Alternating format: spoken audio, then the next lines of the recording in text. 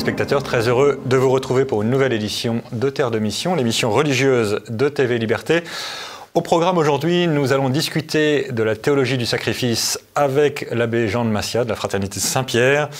Puis nous recevrons, mais par Skype, Véronique Gué-Crozier qui va nous parler de Sainte Thérèse, dont nous fêtons cette année le 150e anniversaire, je crois, de la naissance. Et enfin, je vous présenterai un ouvrage publié par nos amis de Renaissance catholique sur les origines philosophiques, politiques du pape François. Un livre assez passionnant pour nous occidentaux, pour comprendre ce pape sud-américain qui est parfois si difficile à comprendre.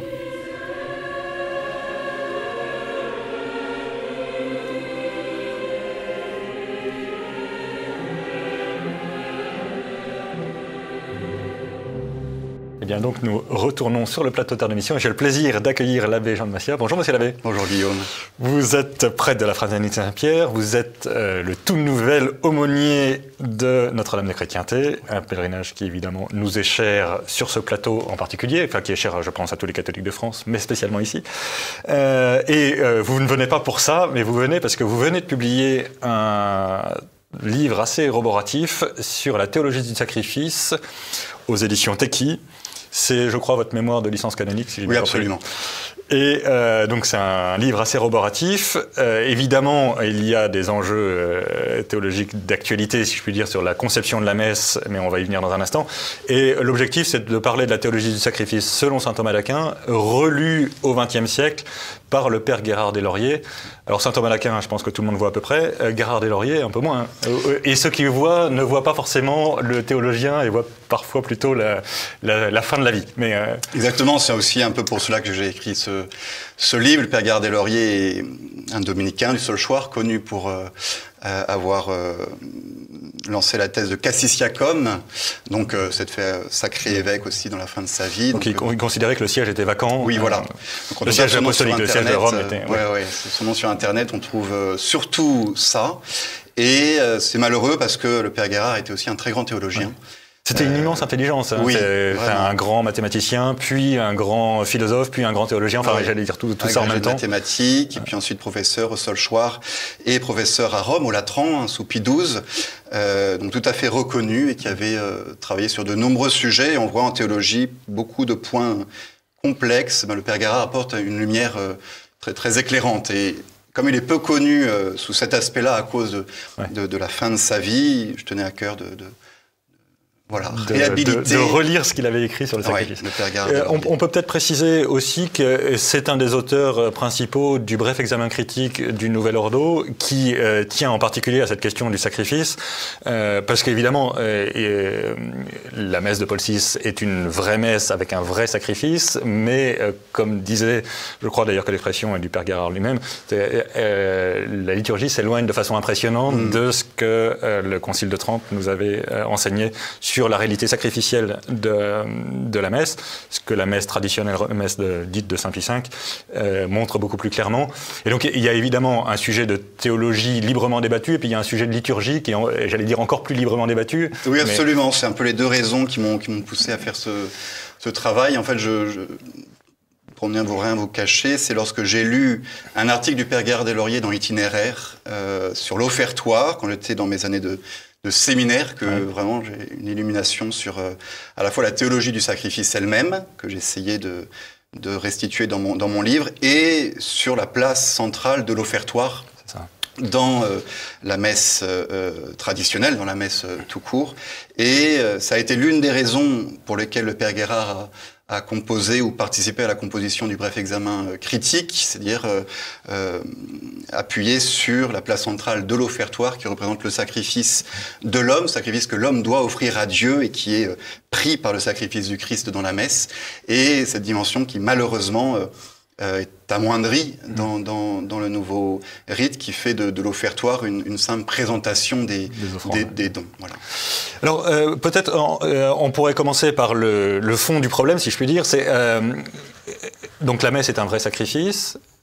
Son rapport avec le vrai sacrifice du Golgotha, c'est quoi exactement Pardon pour ces quelques minutes de catéchisme, mais enfin on va en profiter quand même. Je ne sais pas si les 10 minutes nous suffiraient. la théologie classique, en tout cas d'abord de la messe et de la croix, c'est de dire que la messe c'est le renouvellement ou la réactualisation non sanglante du sacrifice de la croix. Autrement dit, lorsqu'on assiste à une messe, on se trouve au Golgotha. Maritain, que vous connaissez bien, avait utilisé cette expression de la présence de la messe à la croix. Le Père Guérard la reprend, l'approfondit un peu plus. C'est d'abord ça le lien. La messe est un sacrifice parce que elle est la réactualisation du sacrifice de la croix. C'est ça. Avec donc deux écueils possibles. Le premier, qui est l'écueil protestant bien connu, c'est-à-dire la messe n'est pas un sacrifice, il n'y en a qu'un seul, c'est la croix. Et l'autre écueil, qui est peut-être plus diffus, qui est la messe désolidarisée du sacrifice de la croix. Et c'est ce qu'on a beaucoup accusé les tradis, entre guillemets, de déconnecter la messe de la croix, en quelque sorte. Oui, d'en faire un nouveau sacrifice. Et c'est là que la théologie, c'est toujours l'équilibre des choses, et que les grands théologiens, comme le cardinal Journet aussi, Maritain, le Père Guérard, ont bien montré cette connexion essentielle entre la messe et la croix. Le Père Guérard va un peu plus loin, puisque lui essaye de montrer la connexion qu'il y a entre la messe et ce sacrifice que l'homme doit offrir à Dieu. Et c'est ça le fond de la thèse. Alors parce qu'effectivement, il y a une deuxième question dans la question sur le sacrifice, c'est que le sacrifice, c'est l'essentiel, c'est le sacrifice que le Christ rend au Père, mais notre participation à la messe, c'est notre propre sacrifice qu'on essaye de glisser improprement dans celui de... C'est ça, et c'est tout le sens de l'offertoire. Pour le saisir rapidement, il faut nous rappeler que le sacrifice n'est pas uniquement lié au péché. Dans notre tête, le sacrifice, c'est douloureux, c'est difficile, et donc on le lie à cette peine du péché. En réalité, le sacrifice, c'est l'hommage que l'homme, comme créature, rend à son Dieu créateur, et le Père Guérard et d'autres montrent bien qu'il y avait sacrifice même avant la chute, et ça qui est vraiment très intéressant, et que la chute originelle a fait que le sacrifice que l'homme doit offrir à Dieu pour accéder à lui, pour faire son salut, ne peut plus atteindre Dieu, puisque l'homme présente d'une main l'hommage qu'il refuse de l'autre en péchant. Et du coup, et c'est ça qui est assez lumineux dans la présentation du Père Guérard, le sacrifice du Christ vient racheter notre sacrifice à nous, vient nous redonner la possibilité d'offrir à Dieu un sacrifice véritablement agréable, et c'est cela la messe. À la messe, le sacrifice du Christ, le seul sacrifice agréable, est offert à Dieu, et les fidèles peuvent s'y associer, s'y unir leur petit sacrifice qu'ils sont toujours tenus d'offrir comme créature, mais qui en lui-même n'est pas suffisant, et le sacrifice d'un homme pécheur, ils l'unissent au sacrifice du Christ, et la bienveillance de Dieu qui regarde le sacrifice du Christ descend aussi sur nous. Il y a cette image dans la liturgie de la petite goutte d'eau qui est versée dans le calice, et aussi de ce chant qu'on avait au 19e, 20e siècle sur la patène avec l'hostie, qui exprime très bien l'idée qu'est-ce que c'est participer à la messe, c'est offrir notre sacrifice à nous, et c'est le temps de l'offertoire, qui est encore rappelé d'ailleurs par la quête, c'est ce lien qui est là. Le temps de l'offertoire, où l'homme offre son sacrifice, qu'il sait insuffisant, qu'il sait tout petit, sacrifice de pécheur, mais qu'il voit se transformer dans le sacrifice du Christ, de même que le pain et le vin, matière de l'offertoire, se transforment, se convertissent dans le corps et le sang du Christ. Le Père Guérard a vraiment développé cette idée-là, et donne du coup à l'offertoire et à la participation des fidèles à la messe toute sa place dans la liturgie traditionnelle. Oui, parce qu'effectivement, ça fait aussi partie des critiques assez habituelles sur la messe traditionnelle, c'est qu'on dit qu'il n'y a pas de participation des fidèles. En l'occurrence, il y en a une, c'est l'offertoire. Mais voilà, et je crois que c'est important de le rappeler, la participation active des fidèles à la messe, elle est principalement intérieure, elle est dans le fait de déposer au pied de l'autel, sur la patène, avec l'hostie, les sacrifices de toute leur semaine, de toute leur journée, que ce soit les choses difficiles, et c'est vrai que là, le sacrifice est lié à la peine, et ça a du sens, mais aussi tout simplement leur vie, leur joie, ou même l'adoration due au Créateur. Et tout ça, est uni au sacrifice du Christ et redescend en communion. Et ça qui est cette dynamique de la messe traditionnelle, qui est vraiment l'hommage qui monte à Dieu le Père, et qui est premier, et qui plaît à Dieu, et qui redescend sur ceux qui lui ont rendu hommage, et ceux qui se sont unis à la croix de Jésus, en communion, en union avec Dieu, dans lequel Dieu se donne. Et c'est là que je trouve dans la présentation de la messe, on dit souvent c'est quoi le sacrifice? C'est Dieu qui se donne aux hommes. Et on oublie qu'avant, le sacrifice, c'est l'homme qui se donne à Dieu. Cette dimension verticale qui, malheureusement, a un peu disparu de la structure liturgique.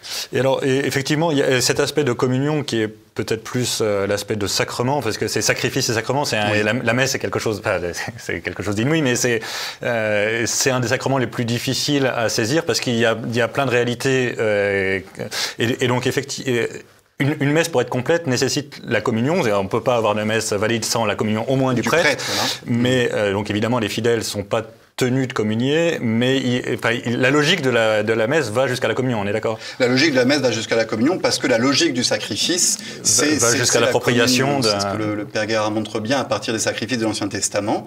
Les deux sacrifices originels, en quelque sorte, si on oublie le péché à un moment, c'est l'hommage, l'adoration, le culte, et le sacrifice pacifique et de communion dans lequel la victime offerte à Dieu était mangée en communion avec le prêtre. Et donc oui, la dialectique du sacrifice, c'est s'offrir à Dieu, se donner à lui, et en échange, Dieu nous comble de ses dons, et le plus grand de ses dons, c'est lui-même que l'on reçoit dans la communion. Et alors, parmi les points que j'ai trouvé très intéressants dans votre livre et dans ce qu'écrit Père Guérard avant, c'est justement cette logique des trois sacrifices de l'Ancienne Alliance, parce que vous avez cité les deux, mais il y a le troisième qui est le sacrifice d'expiation. Voilà. Et évidemment, la croix, c'est aussi un sacrifice d'expiation. Ô combien il expie tous nos péchés. Et donc, l'agonie a dû être quelque chose d'absolument épouvantable quand on y réfléchit un peu deux secondes. Mais pour la messe, c'est aussi un sacrifice d'expiation. Ça efface aussi nos péchés quand on y assiste et quand on y participe. Oui, absolument. Ce que le Père Guérard appelle la typologie du sacrifice, qui nous est révélée dans l'Ancien Testament, d'où l'importance de ne pas séparer l'Ancien Testament du Nouveau, ce qui est un peu une difficulté aujourd'hui. On voudrait expliquer tout le sacrifice à partir du Christ, en oubliant que la dynamique du sacrifice a été révélée dans l'Ancien Testament. C'est donc l'adoration et la communion, mais entre les deux, il y a le péché qui pose un obstacle énorme, un obstacle déterminant, et du coup le sacrifice passe par la douleur et la souffrance pour briser cet obstacle du péché. Et donc le sacrifice du Christ est un sacrifice de satisfaction, d'expiation, et le sacrifice de la messe tout autant, d'où la dimension d'expiation, sacrifice pour les péchés dans la liturgie, à travers le confiteor, la prière au bas de l'autel, etc. Et puis aussi le fait de pouvoir appliquer les fruits de la messe aux défunts, typiquement ceux qui ne peuvent plus prier pour eux-mêmes au purgatoire. L'intérêt de dire la messe pour les défunts, c'est qu'on est capable de laver leurs péchés. Oui, tout à fait. C'est la beauté de la messe qui nous met en face du Golgotha, et qui fait que de la messe, le sang du Christ qui purifie, coule sur nos âmes et nous sanctifie. Oui. Merci beaucoup, Monsieur l'abbé. Donc je rappelle, c'est paru chez Tekki, La théologie du sacrifice. C'est un livre vraiment très impressionnant, très, très dense, accessible. C'est bien de le rappeler, accessible. Oui, c'est vraiment fait pour les gens qui se posent des questions sérieuses sur la réalité de la messe. Surtout aujourd'hui où la catéchèse sur la messe est un peu bâclée, c'est vraiment précieux. Merci, Monsieur l'abbé. Merci beaucoup, Guillaume.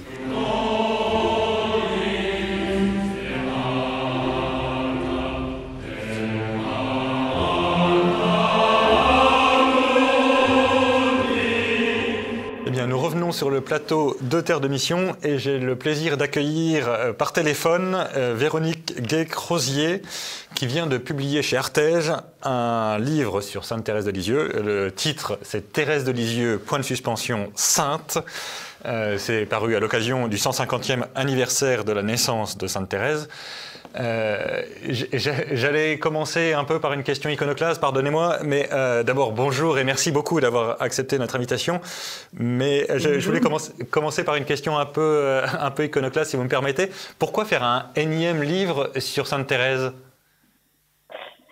Alors, eh bien, ça fait 3 ans que j'anime une émission mensuelle sur Radio Maria Suisse Romande sur la spiritualité de Thérèse.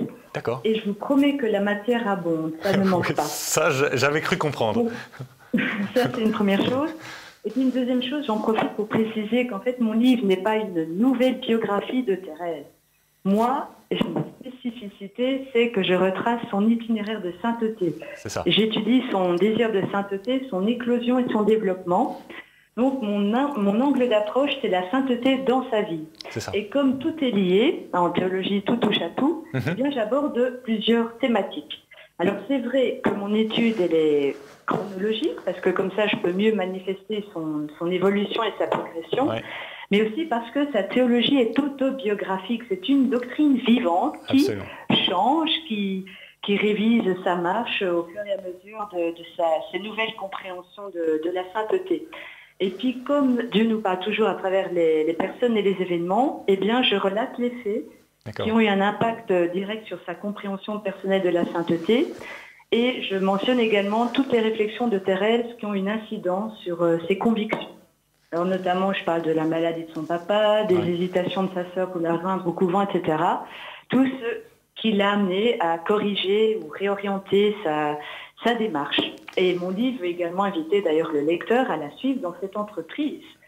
D'où le deuxième titre, je ne l'ai pas sous les yeux, mais où Thérèse dit « Croyez-moi, n'attendez pas au lendemain pour devenir sainte ». Oui, alors, et comme il y a une exhortation... Oui. De fait, ce qui est très impressionnant dans votre livre, c'est on a l'impression qu'elle a voulu... elle a commencé très tôt, si je puis dire. Elle s'y est mise toute petite, en quelque sorte, à vouloir devenir sainte. Et on a presque l'impression d'un... Enfin, pardon, évidemment, c'est une immense sainte, mais on a l'impression presque d'un désir d'enfant. Oui, tout à fait. Ce désir va mûrir. Alors au début, c'était une évidence pour elle parce qu'elle était dans un milieu que l'on a peut-être dit à tort qu'il était clos et un peu morose, mais c'était une évidence. Tout le monde, toute la maisonnée, il y avait beaucoup de surnaturel dans cette vie familiale. Il n'y avait pas de cloison étanche entre l'éternité et le monde ici-bas. C'était pas un horizon plat, il y a toujours eu une immense verticalité. Oui. Et puis, c'est à mesure qu'elle se rendra compte que par elle-même, elle ne peut pas devenir sainte. Au début, ce sera d'ailleurs assez ardu à l'admettre. Et puis, petit à petit, elle va l'accepter sereinement et puis trouver sa solution dans l'ascenseur. Oui, c'est ça. Et alors, effectivement, par ailleurs, sa voie spécifique de sainteté, qui est quand même une voie, j'allais dire universelle, c'est pas très particulier, c'est de se laisser faire, en fait, et elle a une capacité incroyable à se laisser faire, en quelque sorte. Oui, en fait, bon, pour son époque, c'était déjà... ça détonnait pour son époque.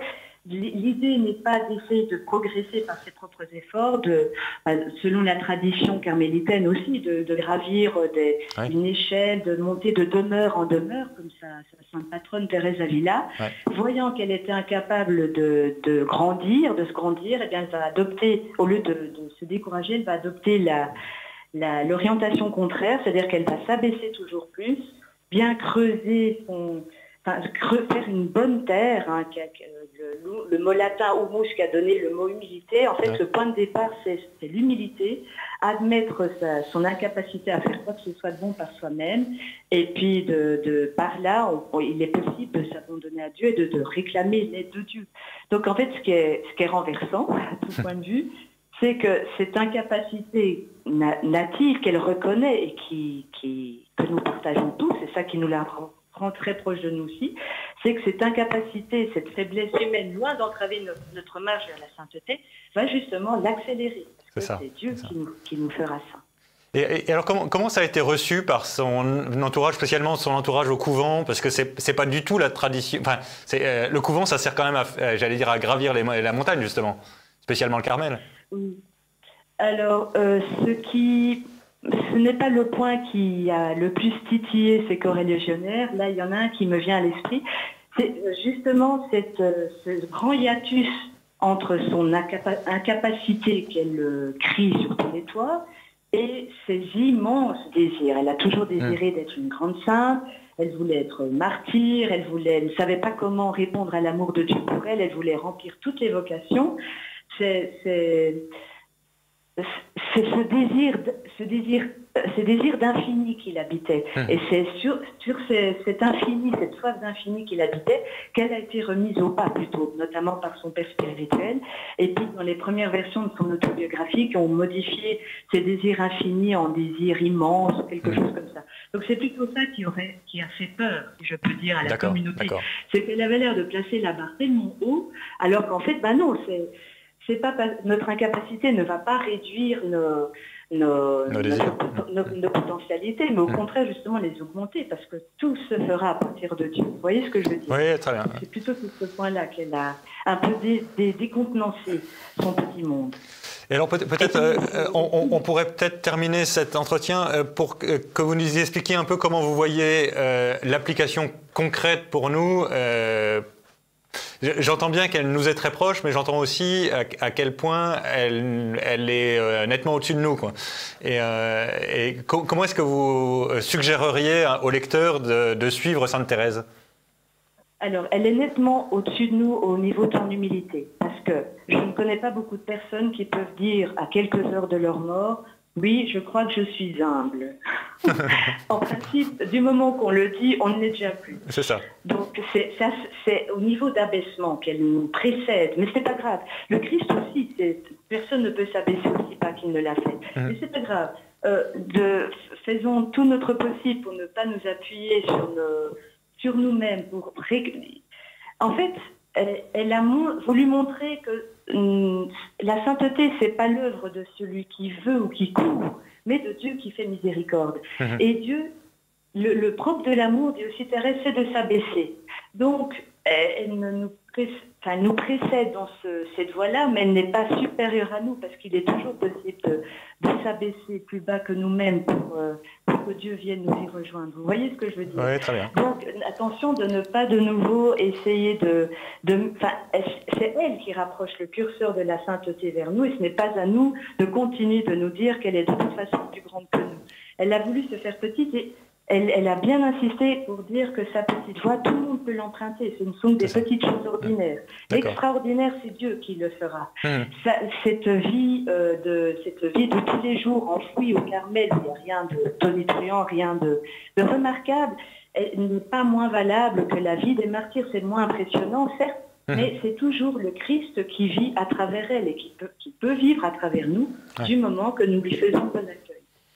Merci beaucoup Véronique Guay-Crozier, Thérèse de Lisieux-Sainte, un très bel itinéraire spirituel à l'occasion, donc encore une fois, du 150e anniversaire de la naissance de la petite Thérèse. On dit la petite Thérèse, mais encore une fois, on rougit un peu d'utiliser l'expression parce qu'elle est quand même très grande. Ce sont les défauts de la comparaison. Voilà, c'est ça. C'est ça. Un livre qui est paru chez Artege et qui est vraiment à mettre entre toutes les mains. Merci beaucoup, chère Véronique Guay-Crozier.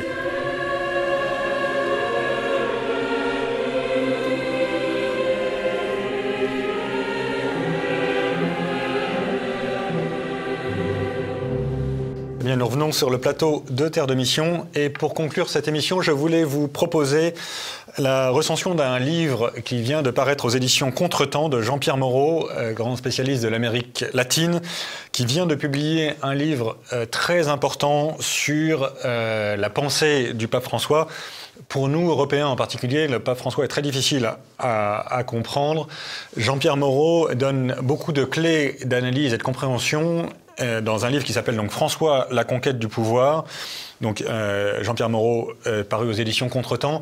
C'est un livre très touffu, parfois un peu difficile à suivre, mais vraiment fondamental, dans lequel on distingue au moins 3 origines de la pensée du pape. La première, c'est la théologie du peuple, l'équivalent de la théologie de la libération en Argentine. La deuxième, c'est l'influence du père Arrupé, le refondateur de la Compagnie de Jésus après le Concile Vatican II. Et enfin, il y a une influence politique très forte du péronisme, de Juan Perón, le dictateur argentin, que le pape a beaucoup apprécié dans sa jeunesse. Donc 3 sources idéologiques très différentes les unes des autres, mais qui convergent pour donner une coloration très spécifique à la pensée du pape, en particulier un certain nombre de mots-clés qu'il utilise très régulièrement dans ses textes, dans ses encycliques, dans ses allocutions. Par exemple, vous savez, ce mantra qui est très fréquent sur le temps qui est supérieur à l'espace, phrase extrêmement bizarre, en tout cas pour nous. Cette phrase se comprend très clairement dans ce monde péroniste. Ça fait partie des principes du péronisme et Jean-Pierre Moreau nous aide à comprendre un peu mieux de quoi il retourne et d'où ça vient. Pour être tout à fait franc, à la lecture de ce livre, qui est encore une fois un livre assez dense, qui fait plus de 350 pages, un livre donc copieux, c'est pas un livre de gare, mais en lisant ce livre, d'un côté on comprend mieux, et de l'autre, j'avoue qu'on n'est pas très rassuré sur l'évolution du magistère en particulier, puisque évidemment le pape est notamment la tête de l'Église enseignante, et il est très troublant que cette Église enseignante, par ailleurs, professe une sorte de populisme un peu péroniste dans lequel le peuple devrait enseigner l'Église enseignante, en quelque sorte. La distinction entre Église enseignante et Église enseignée est quasiment gommée. Et donc, par exemple, Jean-Pierre Moreau nous cite cette phrase du cardinal Bergoglio, ou de Monseigneur Bergoglio avant, qui disait que pour comprendre la foi mariale, il fallait écouter le magistère de l'Église, mais pour savoir comment aimer Marie, il fallait regarder le peuple agir. Ce qui est évidemment, il y a quelque chose de profondément vrai là-dedans, puisque le sensus fidei des fidèles nous aide à comprendre ce que veut dire, ce qu'est la tradition, mais par ailleurs, c'est un peu problématique, parce que évidemment, c'est pas l'action du peuple qui est la norme de la transmission de la foi, Deo gratias. Voilà, en tout cas, un livre passionnant que je vous suggère vraiment de lire avec attention, la plume à la main. Je pense que ça mérite vraiment que beaucoup de gens, notamment dans notre vieille Europe, lisent ce texte, parce que c'est, à mon avis, le seul moyen d'essayer de comprendre ce que le pape a en tête, et donc ce qui est le projet, j'allais dire, politique du pontificat. Donc un livre vraiment important, Jean-Pierre Moreau, François, la conquête du pouvoir, aux éditions Contretemps. Je suppose évidemment que Jean-Pierre Mogendre vous en reparlera, puisqu'il est, c'est lui l'éditeur, et donc il connaît mieux que moi ce dossier, mais je voulais quand même vous en dire un mot avant avant que Jean-Pierre Mogendre vous en parle lui-même.